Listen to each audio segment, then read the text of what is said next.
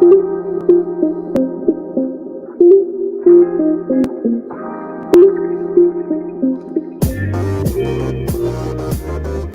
to the Wolverine Digest podcast, the best spot for objective and authentic coverage of Michigan athletics. If you want open dialogue, honest opinions, and in-depth coverage of the maize and blue, this is the podcast for you.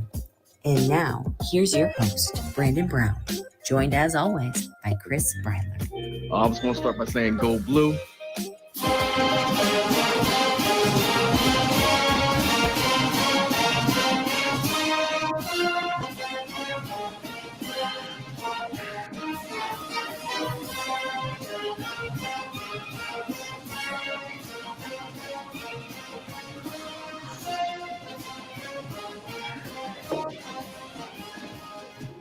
Well, there you have it. There you have it. That's the song that we all expect to hear a lot of times tomorrow as Michigan gets ready to host Bowling Green in a night game, dude. Michigan did a little teaser. They flew a drone around the stadium while the lights were going wild. Chris, we talked about what that might look like. Yeah. So that'll be cool tomorrow. I mean, you know, the games, I don't know if I thought this when I saw the schedule. I mean, we all knew the non-conference schedule was not strong. But I remember when I saw, like, okay, ECU, all right, UNLV, Bowling Green, okay, 3 not very good teams.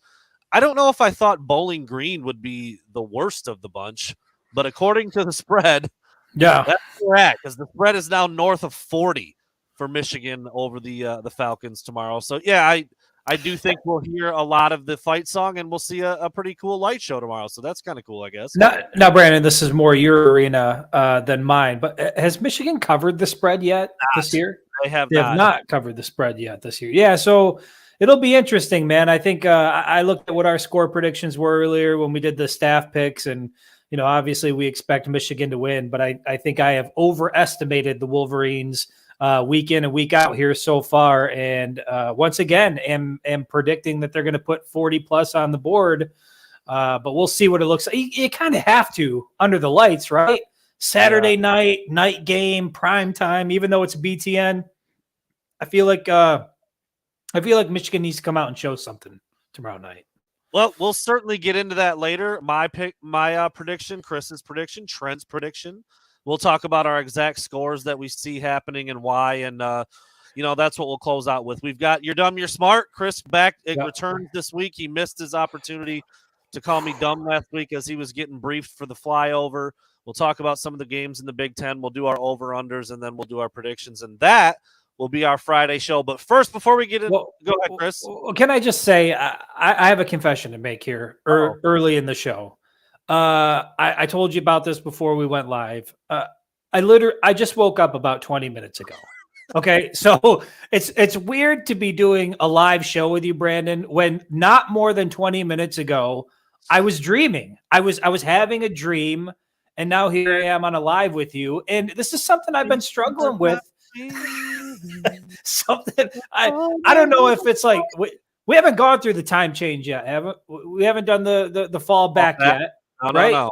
So I don't know what it is, man. I don't know if it's the crispy weather outside. I don't know if it's the pound of pasta that I ate for dinner. Wow. But lately, your boy's been, once it hits about 5 o'clock, I'm starting to look for the pajamas, make myself some tea or coffee, and relax and unwind. I saw you sipping on what looks to be a hot beverage over there. What do we got? I got a little coffee here. I got a little half calf. Okay. I don't want to get too riled up for the show, but I also don't want to be a zombie. So I got a little half calf working here. But yeah, fresh off of just a little late afternoon, early evening nap for your boy here. No big deal. And now here I am doing a live show with you. Chris said, decided to lay down. Just got away from me a little bit. It's a love-hate, really. I was just talking to somebody about this the other day. This is how you know you're getting old. You're sitting on the couch. It's about 5 o'clock. You're watching American Pickers. And before you know it, zonked out on the couch. And your kids are waking you up saying, Daddy, don't you have a show to do? Frank Fritz, Mike Wolf. Dude, I love a good barn find. I love a good barn find. Nothing like going out one day, buying a milk crate airplane propeller, dude. I mean, those are the things. Would you look at that Pennzoil side? Now that's good quality. Dude, Scott Brown is in here right now, and if we keep talking about American Pickers, he's going to send us some money. They might show up. They might show up at his Man. establishment here in the near future if he keeps I'll going. tell you what. My dad thinks he is an American Picker. I don't know what to really do about that, but I'm I'm much more familiar with that show than maybe I care to admit. I've probably seen every episode there is. Again, my dad, avid picker himself. Dude, you get into little storage wars. For a minute there, I was like, maybe I should be buying storage units. A lot of money to be made there. I mean, dude, if we keep going down this rabbit hole, we might just lose the whole audience. So let's kick it off where we're going to kick it off at, and obviously all football today. But real quick, Juwan Howard. I'll tell you what, I did not expect that email today when we got it from the basketball department. Juwan Howard undergoes successful heart surgery. I was like, whoa. I mean, yeah, Juwan, he's getting up there in age a little bit. And I don't know. I don't ever, when you see heart surgery, I mean, I don't know how routine that really is, but it was not like an emergency or a big, a big deal per se in the world of surgery, but it's heart surgery. Like that is a big deal. So we got the email from U of M that Juwan Howard underwent a successful heart procedure earlier today at the U of M Health Center. It was scheduled and performed by Dr. Patel, who successfully resected an aortic aneurysm and repaired Howard's aortic valve. That's crazy sounding. Like that sounds wild. And it's going to take him 6 to 12 weeks. And he's going to be away from the program and away from the building and away from everything for 4 to 6 weeks. So Phil Martelli will be the head man from now until then. And basketball's not that far away. So this is obviously, obviously something that will spill into the season a little bit, it looks like. And happy that was the kind of email we got, not something much worse. Certainly unexpected. I saw when it came through. I when I opened it up, I was like, "Holy shit!" Is this something that was like they had been planning for a while? Was it sort of like an emergency thing that needed to be taken care of? And obviously, when it comes to somebody's health, you disclose what you need to, and I think nothing more. And I think what the good news is it sounds like everything went well, and he's on the road to recovery, and that's really good to hear because. I mean, Juwan Howard is such a big figure in the Michigan community. I mean, even at the football games, you always see him roaming the sidelines. He's always supporting other sports at the University of Michigan. Just somebody that you definitely want to rally around. So wish him a speedy recovery and glad to hear that everything went well. No doubt about it. 50 years old. So, I mean, that's not an old man. He's not a spring chicken anymore, but that's not like, he's pretty young in the grand scheme, and apparently he had a condition that was discovered following a routine check. So this was proactive, but dude, anytime you're in there under the knife with your heart, that's a big deal. So you see the support there. The prayers up for Juwan Howard. Obviously, again, I was like, damn, what happened here? What's going on? So you read through it, you see that everything was according to plan. It wasn't an emergency, but yeah, anytime you're around the old ticker, that's a big deal. So glad to hear he's doing well. Does look like it will spill into the basketball season just a little bit as we are at the midpoint of September now. So yeah, we'll see how that plays out at the beginning of the season. So there you go. Little news on Juwan Howard. Not a lot of basketball coverage these days, but obviously that's pretty noteworthy. And speedy recovery to Coach Howard, and he'll be back in no time if he has it his way. So there you go. Chris, are you ready?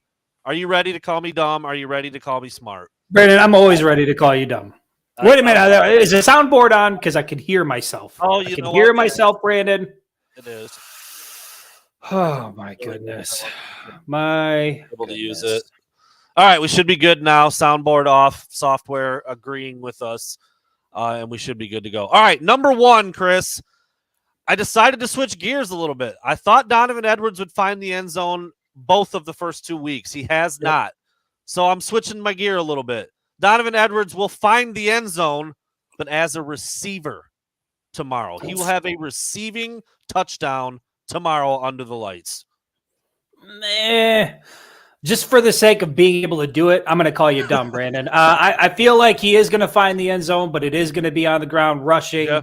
I think he's going to do that probably more than once. I'm expecting a big evening for Donovan Edwards, but it will be on the ground as a running back, not as a receiver. I think Roman Wilson's going to have himself an evening as well. So I'm going to go dumb, Brandon, on the first. All right. Next up, and I thought about these guys after speaking to Mike Elston this week, and I went back and looked at their numbers a little bit and where they both graded on PFF, and it seems like both of them have had at least some flash or highlight in each game so far. I'm referring to Kenneth Grant and Mason Graham, who have been sophomore studs in the middle of that defensive line.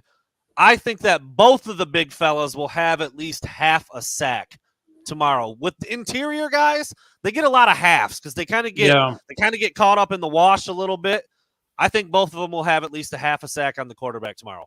Yeah, I'll go smart on that one. I mean, obviously they have it's a tremendous defensive line there. Those two guys are, from a national standpoint, probably not well known, but everybody around here knows plenty about Mason Graham and Kenneth Grant and the disruption that they cause up front. So certainly think that's a smart call from you there, Brandon. You said half a sack each? Half a sack, yeah. Maybe they both get there at the same. It could be one play. It could be both of them on one play. Gets a half a sack. I think Kenneth Grant had a sack and a half last week, if I'm not mistaken. And I think Mason Graham may have had a half a sack in the first game. That's off memory. I could be wrong on that. But like I said, imagine having to deal with Kenneth Grant for an entire evening. Golly. How about both of them? Just 700 pounds of humanoid, basically, dude. That's wild. A lot of man. But, yeah, they're really playing well. Like I said, they've both flashed some really, really good looking plays this year. If you're a quarterback, those guys are going to come a lot, Brandon. They're going to come over and over again all night long. Real quick, while we're on that, did that make you like Cade McNamara more? Because it did for me. It did. Yeah, absolutely. I was fully content, and my hatred for Cade McNamara was like, you know what? Thanks for what you did in 2021. Can't stand you anymore. And then he just goes to the podium and slips up and says something about the defense coming a lot. And I'm like, I like him again. That was funny. He was laughing. The room was laughing. It was pretty well received. All over social media, except for Michigan fans who are like, I can't even. He's like, so many people were pissed. I'm like, dude, that's funny. If it's funny, it's funny. Come on. You know why? It's so relatable because we've all been there where you say something and you're trying your hardest to not let it get to you, and it was a real moment, and I respect it. Respect it from Kate. One of the big name announcers of all time. I forget. There's a compilation. Yeah. Look at the way Crabtree just sucks in those balls. It's like you can't help it sometimes in football. Troy Aikman is like he's known for that type of thing. Yeah. So I thought that was funny. I was like, you know what, Cade? God bless you. God bless you. You reeled me back in, Cade. A little bit. All right, number 3. This will be the first time this happened this year.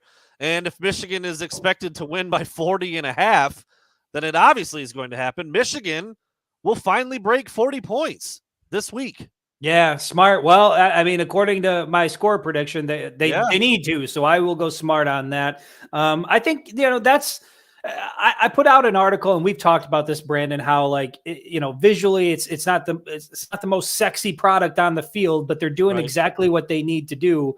But when you look at what they did last year, oftentimes it would look kind of the same way, but you'd look up at the scoreboard and there'd be 40, 50 points up on the scoreboard. And so I'd like to see him get in the end zone a little bit more. I'd like to see the second unit guys, whether it's Jim Denegal, whether it's Alex Orji, be able to put some points on the board. So yeah, I'd like to say Michigan's going to go over 40 this weekend. They need to, Brandon, for me and for you and for us, we need to see him get over that 40-point mark. I mean, little teaser for the final segment of the show. Me, you, and Trent all have them scoring more than 40 points. I think we all have every week, and they've let us down. So it's not really a change of what we're expecting to see.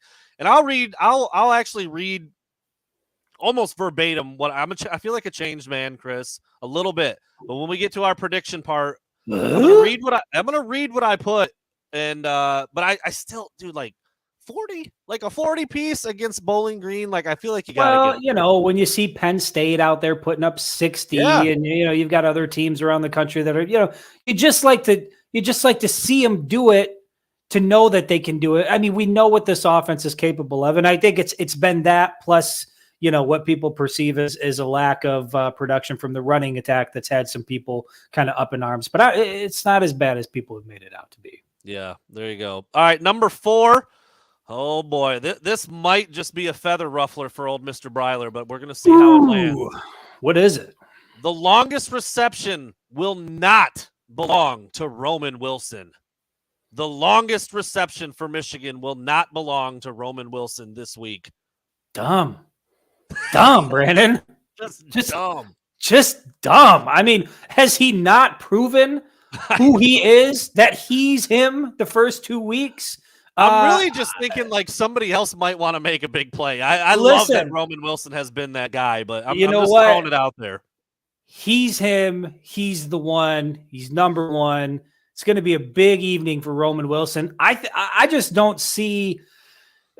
I'm sure that things will get more difficult as time goes on, but we've seen the way he runs routes. We've seen how quick he is. We've seen how efficient he is in catching the ball. He's just a tough guy to stop, man, once he gets the ball in his hands. And it's clear that there's some really good chemistry between him and McCarthy. And so I think that will belong to Roman Wilson. That's a dumb call, Brad. Jesus. Well, hey, look, I'm going out on a limb a little bit more. Is that not what I'm supposed to do? I know. I'm just taking full advantage of the segment. Look, he's the safe bet. I mean, I think if I said, all right, Chris, longest reception in the game, Roman Wilson or the field, I think most people would take Roman Wilson. Like, that's his game. That's what he's done. That's what he's good at. But we've seen Cornelius Johnson get loose and catch a very long touchdown multiple times throughout his career. Sure. Holston Loveland has a couple long ones under his belt. Like, there's a chance. I do agree Roman Wilson is the safe bet, but I think it's time for someone else to step up and make a big play, because Roman's been doing it for a couple weeks now. He's got 5 touchdowns. 47 was the long last week. 60, was it 60? I can't remember how long the long was in the first game. Do we get a Darius Clemens? Anyway, yeah, Darius Clemens gets loose. Maybe that second unit finally scores a touchdown on a broken play or a big play. You never know. So, yeah, we'll see what that ends up looking like. But I will say that not Roman Wilson will have. I took a little bit of flack for preseason naming Roman Wilson as wide receiver number 1, and I'm just going to give myself some flowers on that one, because I saw it coming from a mile away. He's just man, it's been really nice to see him assume that role, because he has been a role player, throughout the early part of his career, and to really see him take over and be that top guy. I'm excited about it, because you can see what it means for Michigan moving forward as they get in the latter part of the season. They're going to need somebody like that. He's been so good. He's everything: route running, getting open, catching with his hands, body control, supreme confidence when the ball comes his way. Yeah, it's been a pretty thing to watch for sure for the first 2 games. We'll see how it looks tomorrow night. And last but not least, I think he's been everybody's favorite player to talk about through 2 weeks. Dumb. Sorry, I got a little overzealous.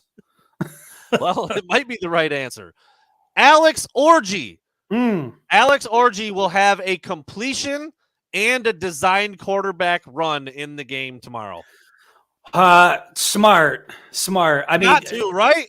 Free 10, please. Free 10. Let the boy play. We have heard all offseason what an athlete he is. We saw a little bit of it in the spring game. Just let the kid. We know the score is going to be heavily in Michigan's favor in the latter part of the game. Let him come out and sling the ball around. To be quite honest, we need to see it, because Michigan right now does not have a solid QB2 option, and a lot of people think it could be number 10. So, yeah, that's smart. I think they need to let him get some play this weekend, not just, a couple snaps here and there. He needs to get a couple series on Saturday night.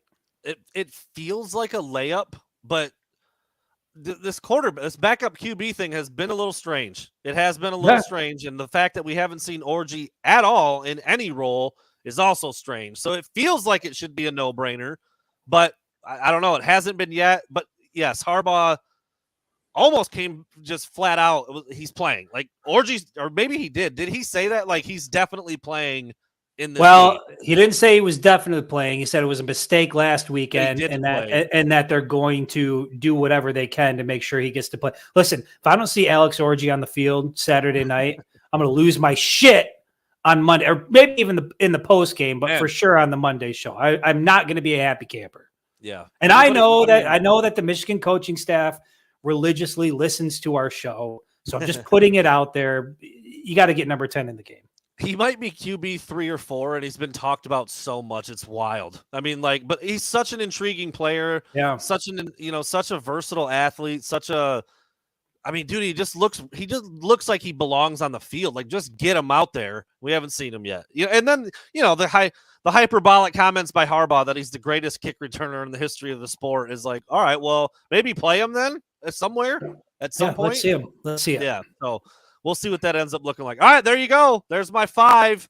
I'll have the complete article up either later today or early tomorrow. Obviously, with the 7:30 kickoff, it gives us a little more time to get some content pumped out before the game. So I'll have that article posted on Wolverine Digest either tonight or tomorrow morning.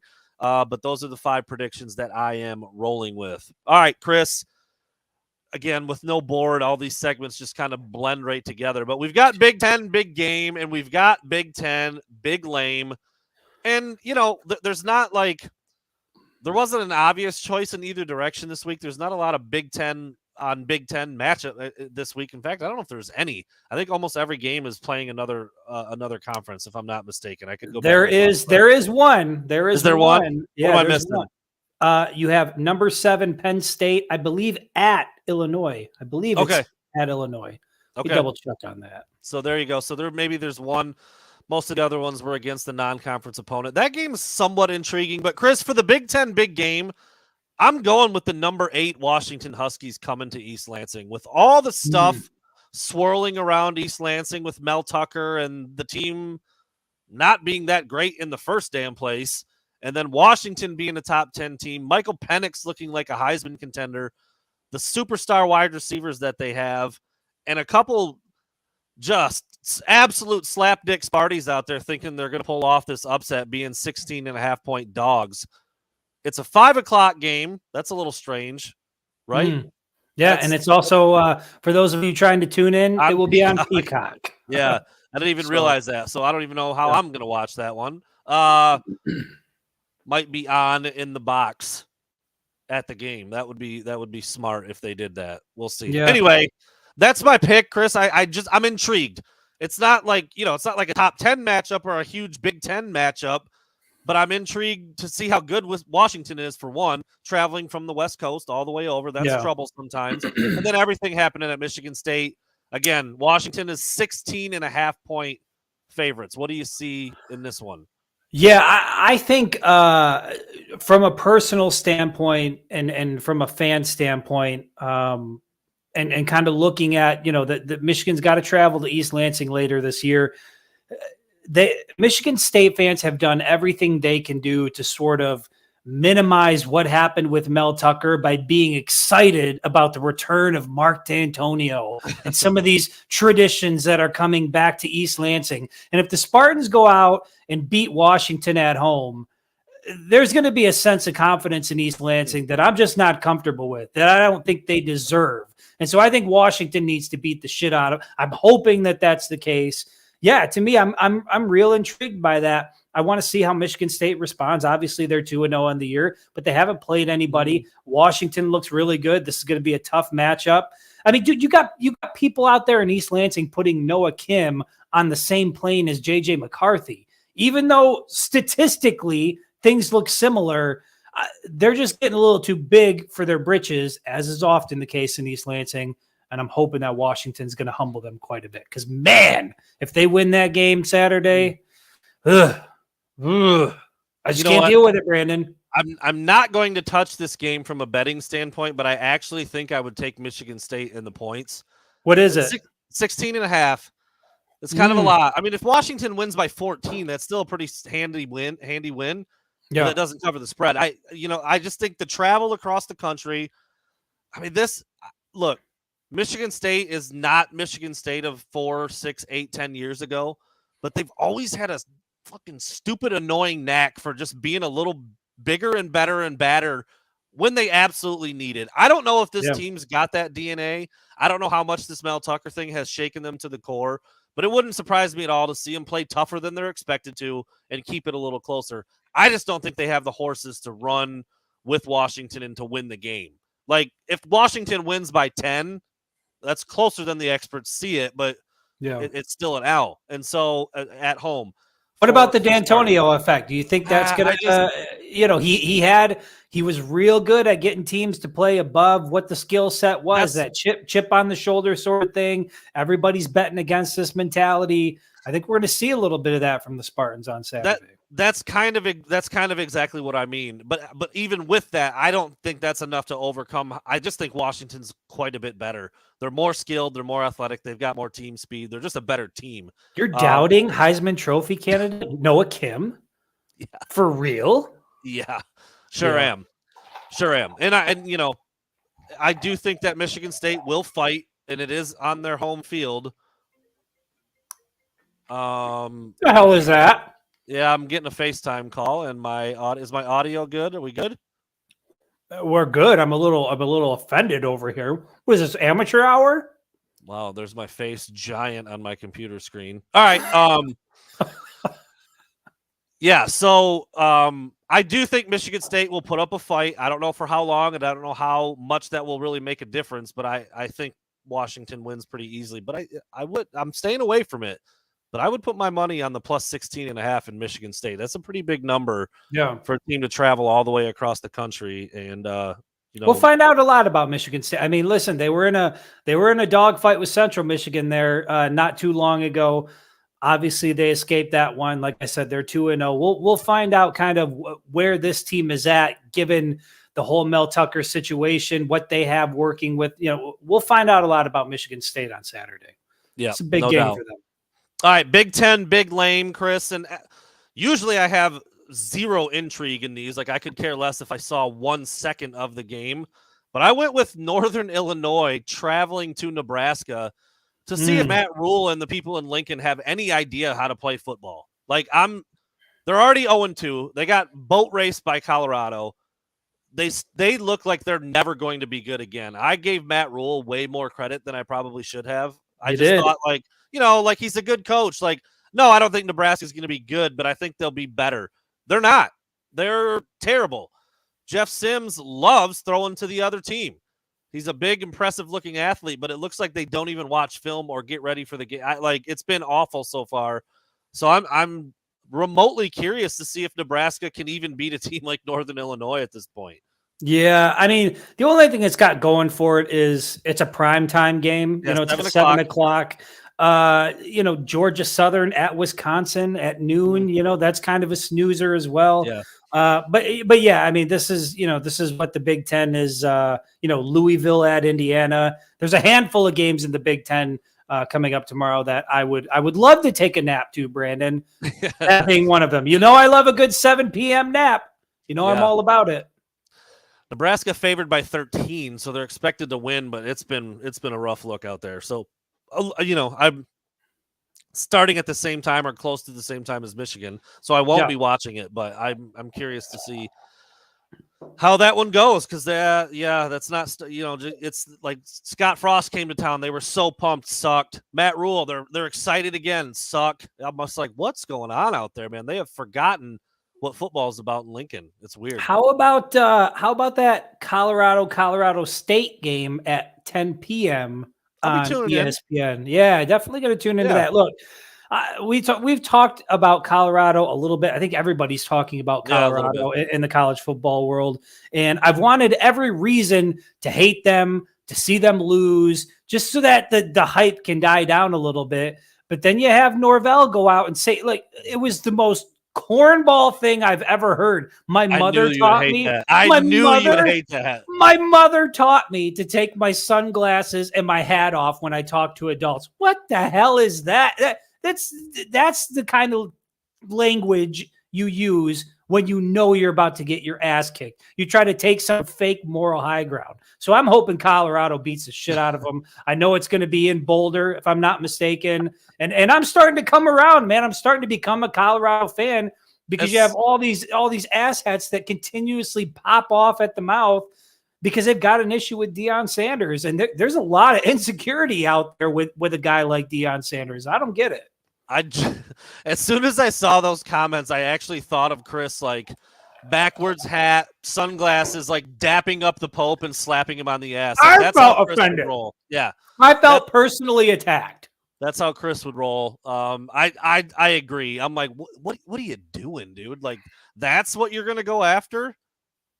That? I mean, yeah, I think Deion has stood out over his skis a little bit with how much they've done and what they've accomplished through 2 weeks. But like, what are you doing, dude? His sunglasses? Yeah. That's the beef? All right.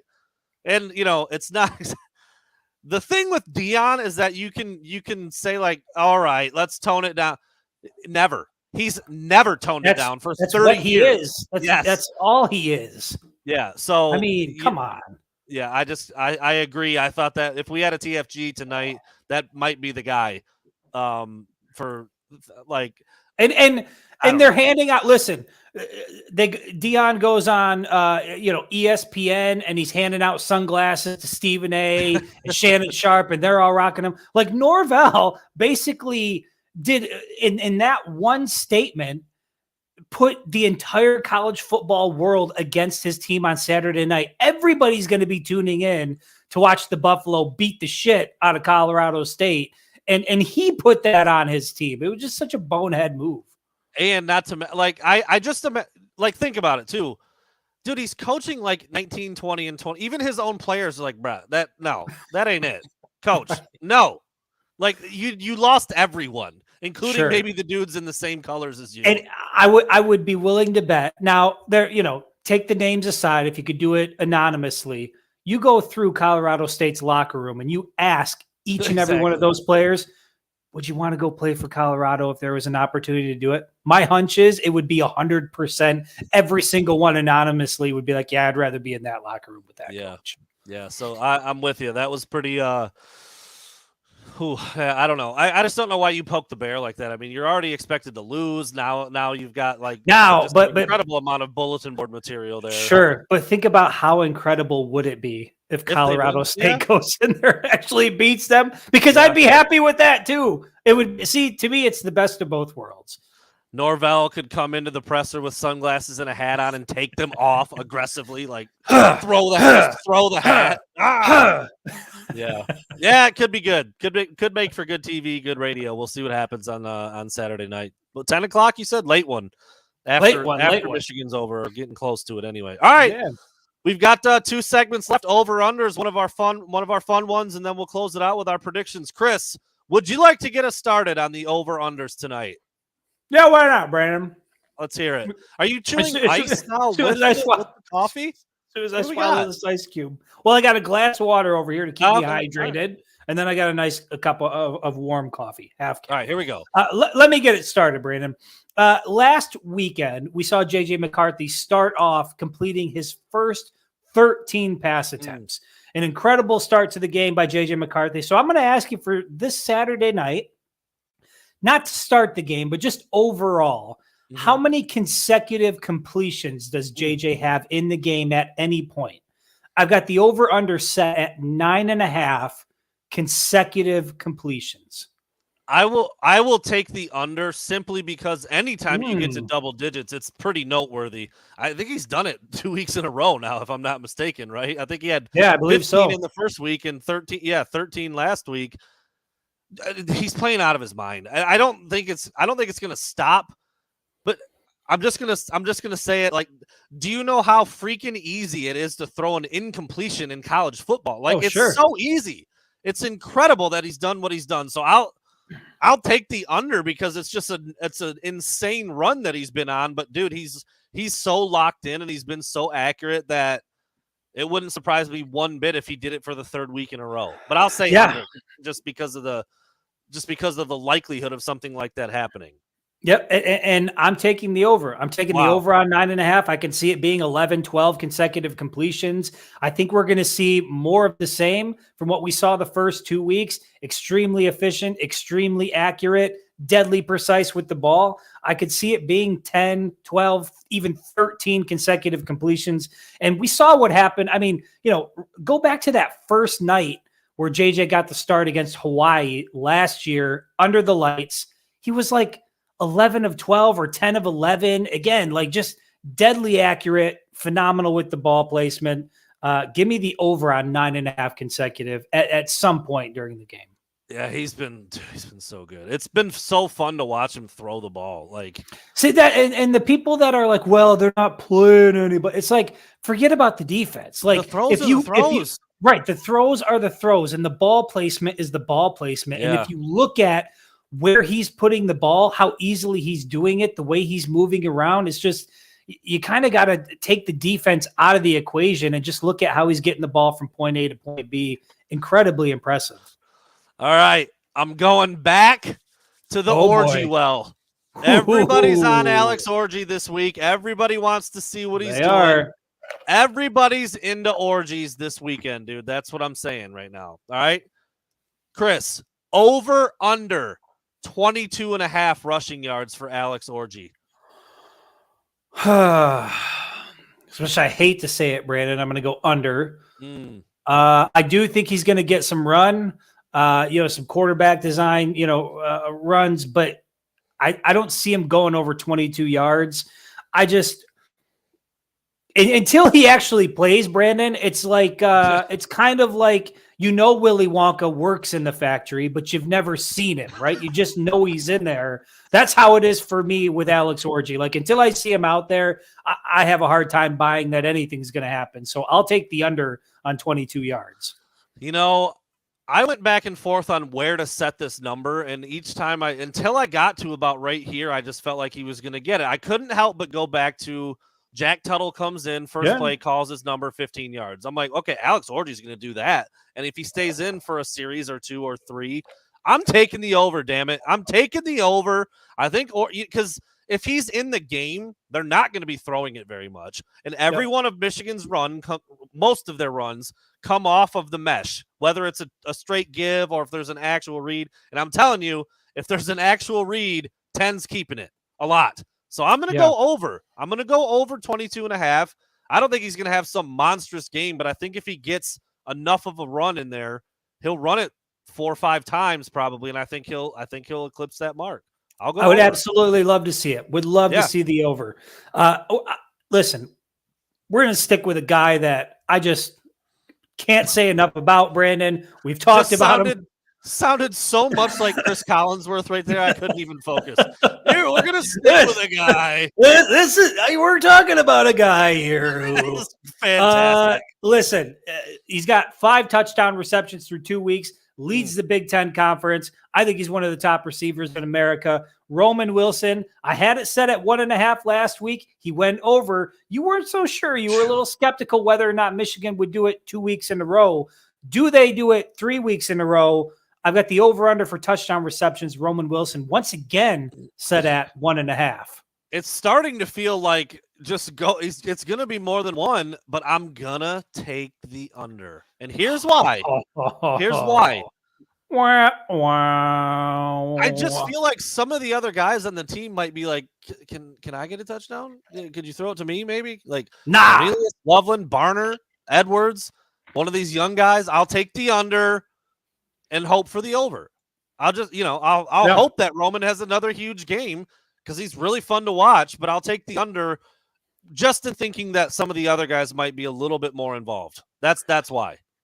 Too good, too quick, too much chemistry with JJ. It's another minimum 2 touchdowns, but I could see it being 3. And I mean, look, if he goes for 2 or 3 Saturday night, you start looking at that single season record, and he's already getting damn close to putting himself in the top 5, like after 3 or 4 weeks. So it's starting to look like it could be a special year. If he does it again Saturday night, then I'm all aboard that this is going to be a historic year for one Mr. Roman Wilson. Well, in the very same vein, but a different guy. For the reason I just said under. How do you like Colston Loveland over under half a touchdown? So basically, is he going to score or is he not? I just feel like the dude needs to get involved a little bit. Let me take that back. They need to involve him a little bit more. Yeah. Would I like to see the over? Yes. I think it's going to be under, though. I just, the way that the offense has looked through the first 2 weeks, we've talked about AJ Barner getting more reps. We heard Grant Newsome talk about, kind of relating Loveland to Luke Schoonmaker and wanting to make sure that you're not using him too much early in the season. So I think we're going to see more of that on Saturday night. I don't think he finds the end zone. I think it's another maybe 3, 4, maybe 5 receptions. And then you call it an evening for Loveland and you let some of the other guys get some run. So I'm going to take the under on a half touchdown. And I will take the over for just what I just said with your Roman Wilson prediction. Like, I think one of the other guys needs to step up, and he's as capable as any.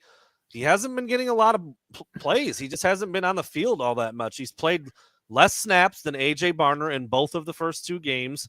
I asked Grant Newsome about it. He gave a pretty logical explanation. I didn't hate his answer, but I love watching Loveland play. And he wants to be involved. He wants to get into the end zone.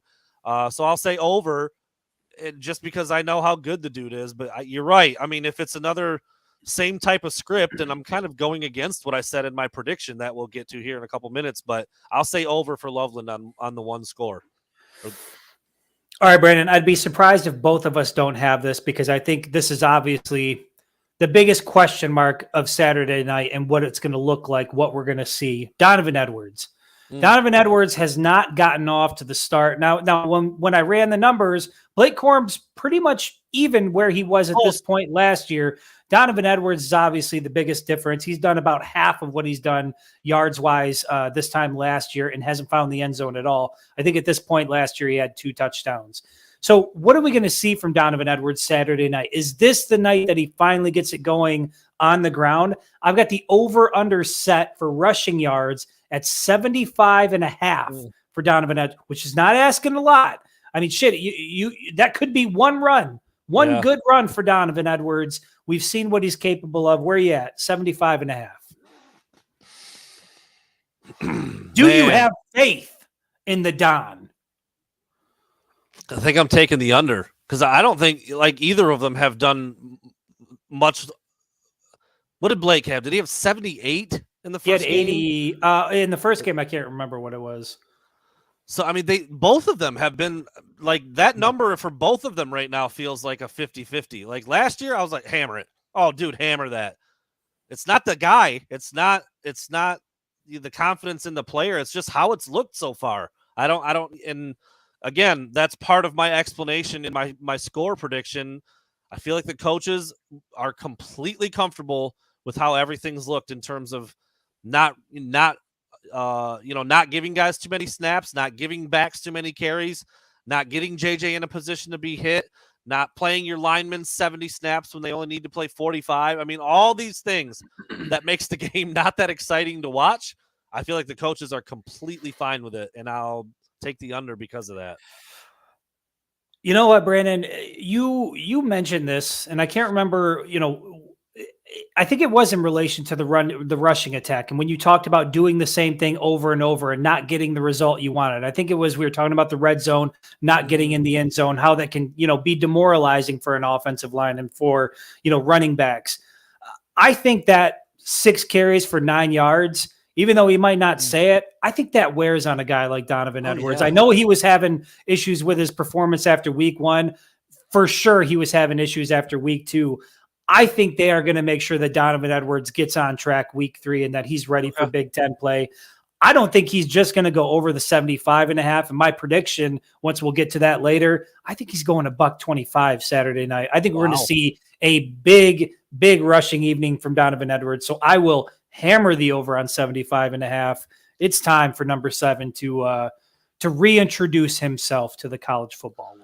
Well, this is a perfect segue into my question, because I decided to do another pick'em. I did Hausman or Colson last week as which one will have more tackles, because they were both very impressive in week 1. So for tomorrow then, Chris, who do you have as the higher rusher?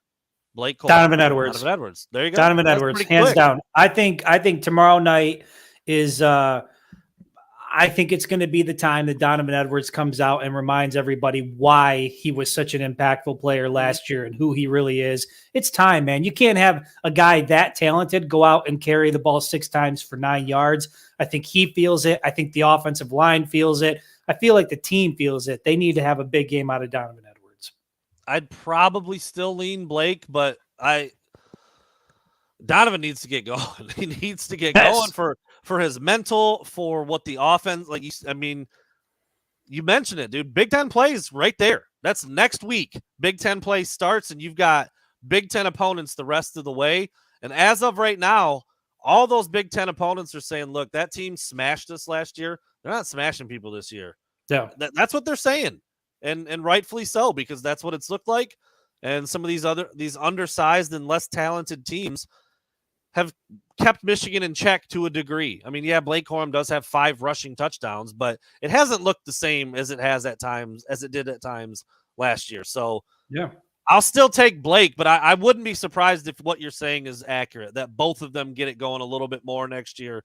Maybe both of them pop off one of their longer runs, and it just looks a little more dominant. But I still think I would lean Blake as the leading rusher for tomorrow. But that's what we've said all along. Like, what a problem to have. Pick one, give it to them, let them go, let them both get going, and we'll see what it looks like at the end of the game. So there you go. All right, let's flip over to the defensive side of the ball. Week 1, I think everybody was shocked that the Wolverines didn't get to the quarterback against ECU. They made up for it against UNLV. They had 5 sacks last Saturday. So what does it look like this weekend? I've got the over-under at sacks at 4.5. 4.5 for Saturday night. Where are you at, Brandon? Beautiful, because I had my exact question was Michigan at 3.5 sacks. So we went the same direction. Your number was slightly more inflated. I'll take the over for both. I really like what I saw out of them last week. Hearing Mike Elston talk about why the numbers looked like they looked really shined a light and put some things into perspective. I don't know if you caught this, Chris, or if we talked about it or not, but Mike Elston said they were very, very concerned with the running ability of the quarterback in week 1 and how he likes to get out and step up through lanes. And so they were very, very gap sound in week 1, which means they didn't do a lot of stunting. They didn't do a lot of twisting. They didn't get upfield too far. They wanted to kind of build a wall and just keep that quarterback in front of them. And because of that, there wasn't a super aggressive pass rush. They didn't blitz very much. They didn't do anything that exotic. Week 2, they changed that a little bit. And, what do you know? They got 5 sacks when they didn't get any in week 1. So I expect tomorrow to look a little bit more like week 2. I'm comfortable with both of our numbers, 3.5 or 4.5. I'll say over.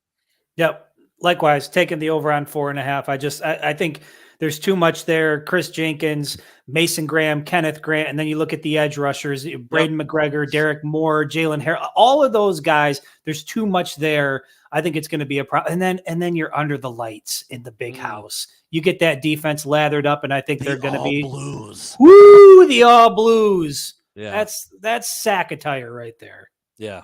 Yeah, I like that. Sack attire. Sounds like one word. It does sound like one word, doesn't it? Sack attire. What is the definition of sack attire? Put it in the comments. All right. I went to this last week too, thinking that UNLV might hit an explosive. I actually don't remember looking whether or not Michigan gave this up or not. I need to look back at that. Last week I said that UNLV's longest play would be 35.5 yards. Off the top, I don't remember them having a big play. I feel like Michigan might have kept them under that. I've been so impressed with the defense. Jesse Minter's group. You mentioned a bunch of the dudes up front. Maybe we'll see a couple of the guys back this week kind of as a dress rehearsal for the Big Ten. Do we see more of Will Johnson?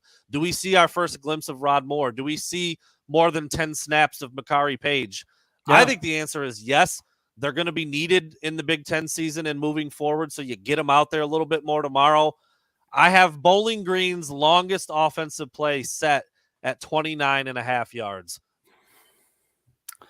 I mean, it's one of those where it's difficult because you could have a broken play, and even if the defense shuts them out, they could give up a 30-yarder. I'm still going to take the under because the defense is so sound, and I do subscribe to what you're saying. I think they're going to get some of those guys in the secondary back up front. They're going to be solid. I just don't think this Bowling Green offense is going to have much of any production Saturday night. Give me the under. Yeah, man, you look at that spread and what people seem to think of Bowling Green just in general.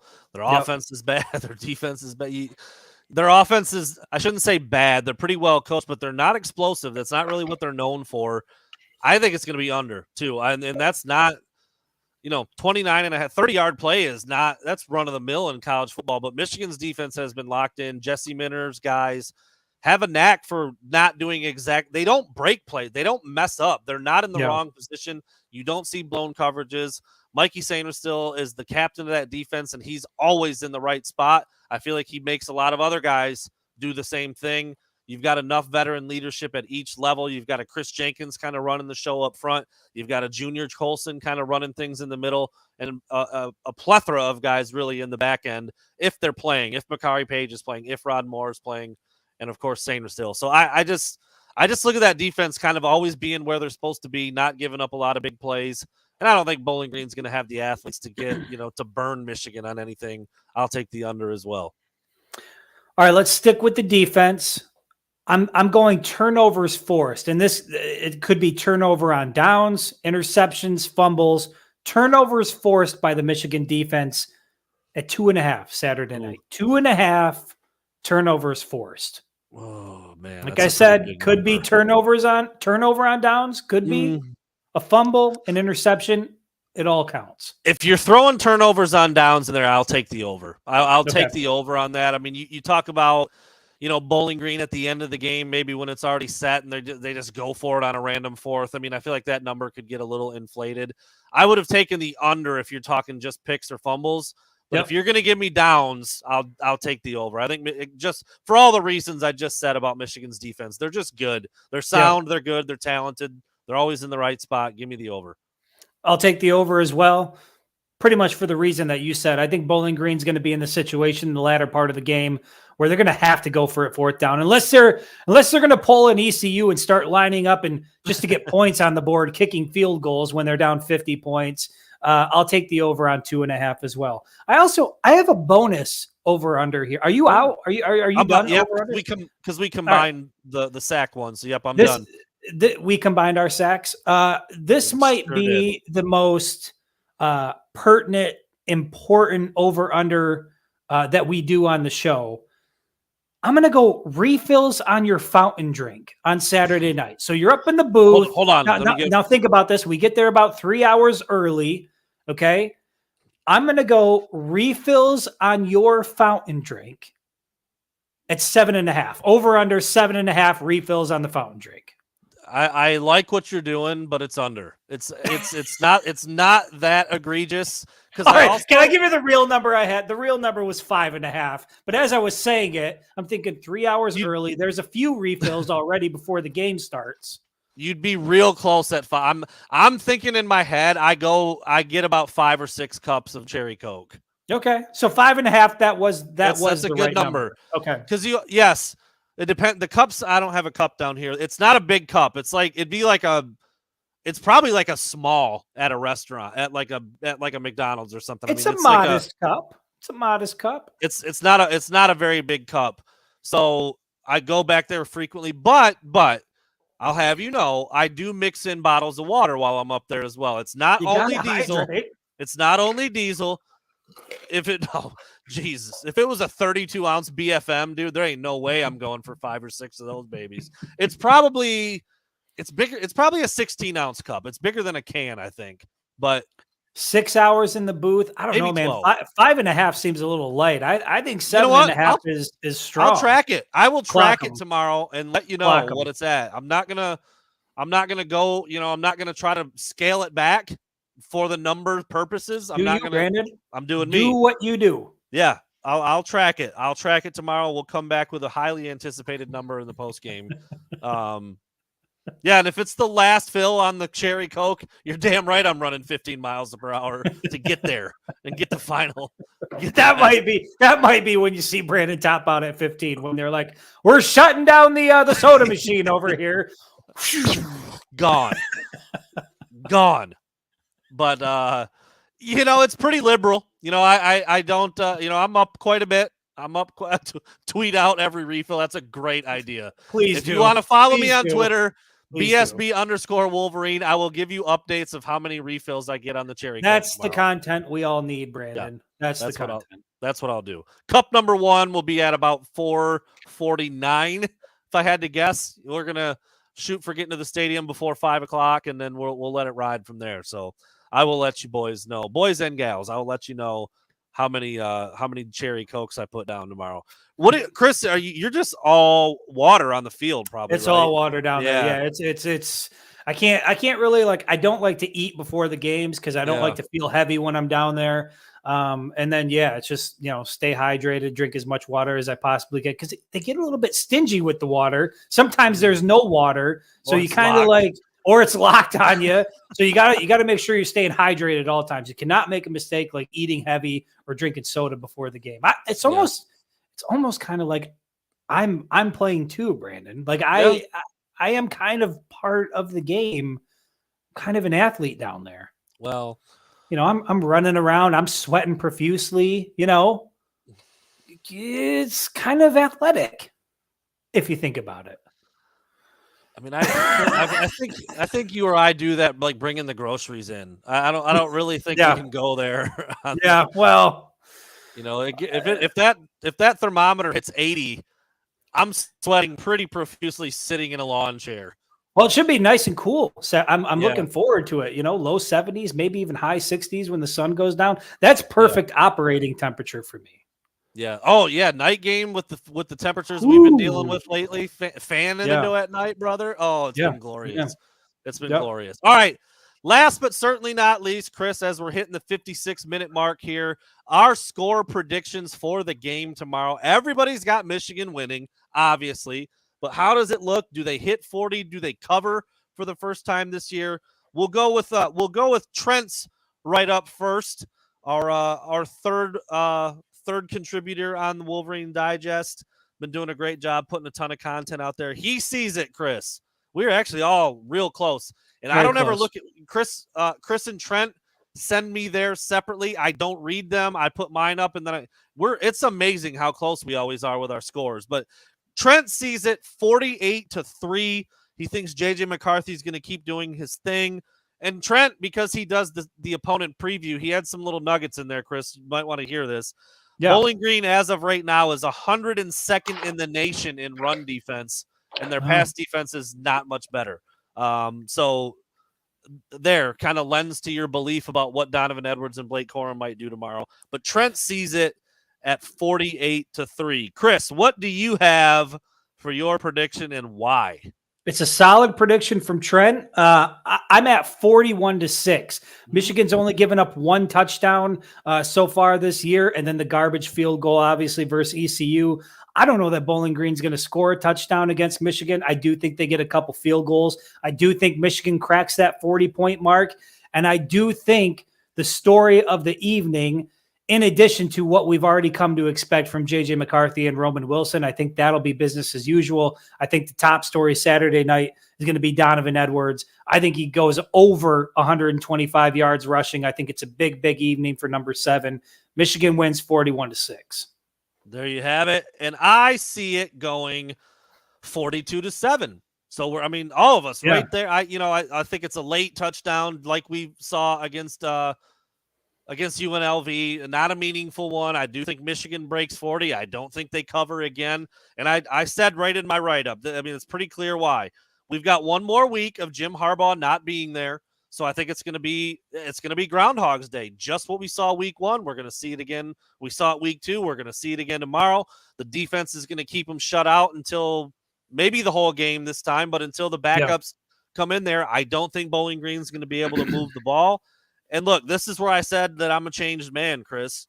I'm a changed man because Michigan's going to be – there's not going to be many big splash plays. It's not going to be that exciting. They're not going to cover. And Michigan's going to be 3-0 easily after the game.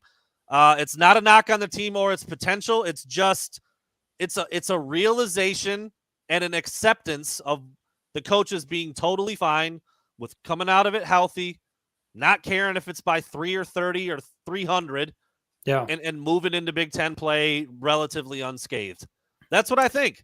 I don't know why they would change it for the third game when it's been what it's been for week 1, week 2, and then now Jim Harbaugh comes back week 4. And that's where I think it might start to look a little bit different. I also said, where's that part that I actually liked what I said?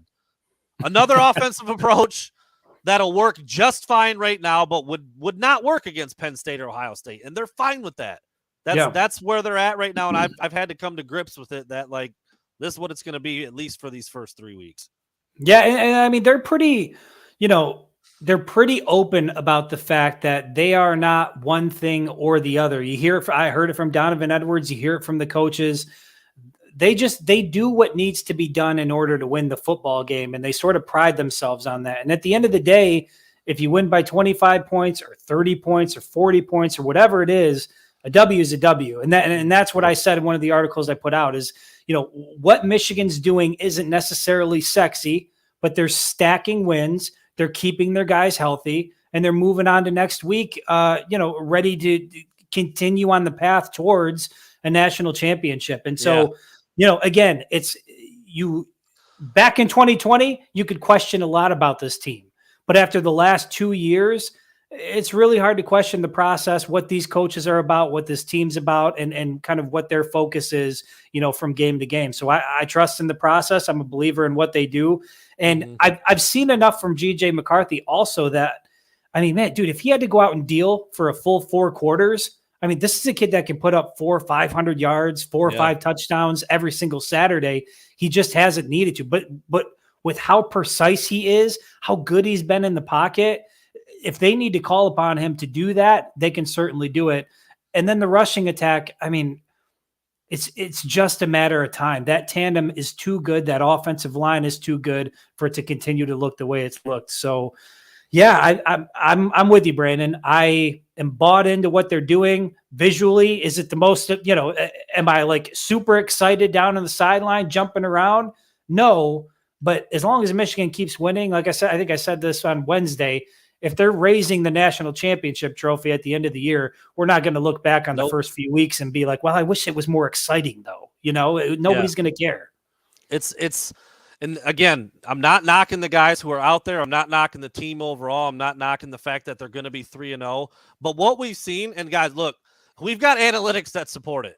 Okay, there's not a lot. Look, I mean, our numbers on these lives have been down. Our numbers clicking on the articles have been down. It's pretty much unexciting guys winning in an unexciting fashion, and that's fine because again, when you get into the big games and the big moments and you're winning the Big Ten and you're playing in Indy and you're going on to the playoff for the 3rd year in a row, which is all this team cares about. They don't care about how you get a W in these games as long as it is a W.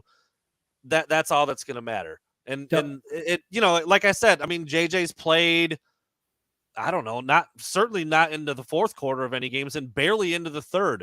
Donovan Edwards carried the ball 6 times. That's not a true workload for that guy. Colston Loveland being outsnapped by jumbo offensive 6 lineman Trente Jones and incoming transfer AJ Barner. That's not how that's going to go. Yeah, that's what I mean by unexciting guys. I mean, you've got multiple quarterbacks playing. You've got backup running backs carrying the ball. You've got backup linemen playing most of the second half. You've got the entire backup defensive unit playing the entire 4th quarter. Like it's not the full brand or potential of what this team could be for 60 minutes. Then you can go into how much you believe about the play calling and what they're showing and what they're not. I think JJ McCarthy has 1 designed quarterback run all season, maybe 2. I can't remember if his draw up the middle was actually a called play or if he just kind of did that because of what the defense was doing. My point is they're winning. The coaches are fine with it. His name is escaping. Grant Newsom laid it out exactly how he's handling his position group right now, trying to load management a little bit. Don't want to, wear my guys so thin like I did with Schoonmaker last year. Harbaugh hasn't even been on the sidelines yet. There's a lot of reasons for why this is happening right now, and I think it's going to be beneficial in the long run. It's not. Look, if I was picking who we were watching doing this all week long, I probably wouldn't have it scripted this way, but I get it. I absolutely get it. I mean, we also mentioned this a little bit. The way that the schedule looks, we know that the non-conference isn't all that great, and what they're doing looks a lot like NFL preseason football, Yep. where you give your top guys some run, and then for the rest of the game, you're doing everything you can to get other guys involved and get experience and see what you have in those guys. And that's kind of what Michigan has in these 3 games. This is a preseason for them. Now I get it. You can't be 2-0 unless you're 1-0. You can't. Right. It's not the same thing. But we all know Michigan's going to win these football games, and they want to take their horses into Big Ten play and make sure that they're fully ready to go. Because you did have to deal with Blake Corum injury last year. You did have to deal with Donovan Edwards not being fully healthy. You had to run into some things that caused some issues in the latter part of the season. So I think they've learned from that. They know they can win the way that they're doing it, and if you can do it against ECU, UNLV, Bowling Green, even Rutgers. I mean, shit, we talked about this, Brandon. How long into the season are we going to go before Michigan faces an opponent that people, deem worthy of praise for Michigan? Like this is where we're going to find out who they are. Dude, mid-November at Penn State, unless you're going to give Michigan State more credit than they deserve at this point. But I mean, you're talking Indiana, you're talking Rutgers, there's Nebraska, Minnesota, who don't Purdue. Look, are those true tests? I don't know. I'm not sure. But they're playing it the way that they need to play it so that by the time they get to Happy Valley, by the time the Buckeyes come to Ann Arbor, they've got their full, their full slate of Wolverines ready to go. Yep. That's I've really just had to digest it all and realize all right, I get it. I do get it. I don't love it from a coverage standpoint as a media person. Not awesome from a fan standpoint. When you see, like you said, you see Oklahoma scoring 80, you see Oregon scoring 70, you see other teams scoring 50, 60. It's Shedeur Sanders out there, putting up 400 and 500 yards. Like people are excited about those programs. There's excitement. It's like you've got Dion and you've got these other teams in the fast lane doing donuts and spin, and then you got Michigan just plodding along in the slow lane. We'll see you in December, boys, and that's what they're doing. Well, and you can't knock it. You can't knock it. And barring something crazy and weird, it's gonna work. Like we've seen it for 2 years in a row now. It's going to work, and so you just got to ride it out right now. And it will get better in Big Ten play. It's not going to look like it has through these first 3 games, but the coaches have started to hint at this is why we're doing this. This is how it's going to look. This is what the plays are. This is what the personnel is. Cool. We'll see you in December and January. And that's what it's going to look like. So anyway, I'm excited about the game tomorrow. It's a night game, Chris. We're going to be there under the lights, the new fancy flashing lights. Very excited. I don't know for that. Chris, you're pretty good at what you do. You're big on the content creation, big on the video. Yeah. Is there anything you think that can come from the light deal tomorrow? I mean, or is that just you kind of got to be there for that? In terms of what you mean, like capturing it, or being able to show it to people who aren't there and who don't. Yeah, no, I think it'll be a cool vantage point down on the field, and certainly going to have the camera ready and try to create something cool from it if you're not there, to give you as cool of an experience to see what that was like. But I mean, I don't know what they're planning on doing. They haven't really put out anything official. I don't know when it's going to happen. Hopefully I'm not in the bathroom taking a piss. I'm going to have to be out on the field the whole night, Brandon, just ready to see what these lights are capable of and have the camera ready. I'm pumped. It's a night game. Like Chris said, it's getting cool. It's getting crispy out there. Crispy. You might even see Breiler in a sweater tomorrow. I don't know. What do you got? Cardigan? A turtleneck? Just get fancy out there? A shawl, perhaps? Perhaps. Do you own a shawl? God, I wish you had a shawl. A Manford? I don't even know what a shawl is. I have no idea. I'm not sure I do either. To be completely honest with you. Nah, it's going to feel good. I'm thinking shorts, sweatshirt, shorts, hoodie. That's going to be the combo. God, I hope it doesn't get... If it gets too hot and I'm out there with the hoodie, it could be a problem. Oh, I could see you in this. What is it? Let's see it. Is this the Shaw? This is the shawl? I could see your boy in something like that. Woo! Oh yeah, that would look real good under the vest. You know, Real arms good. still free. I thought Yep. it was like a shoulder. It's kind of like a shoulder deal.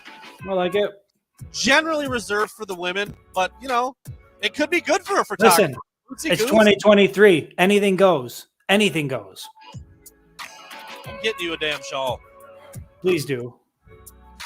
There you have it. That's our show. We will be actually, let me say this real quick. Actually, now that we're running out of outro music, Trent and I are doing our betting piece every week. We have run into a major hurdle in that we wanted to do them on Thursday so they would have a good there's nothing available on Thursday. None of the lines are set. None of the player props are set.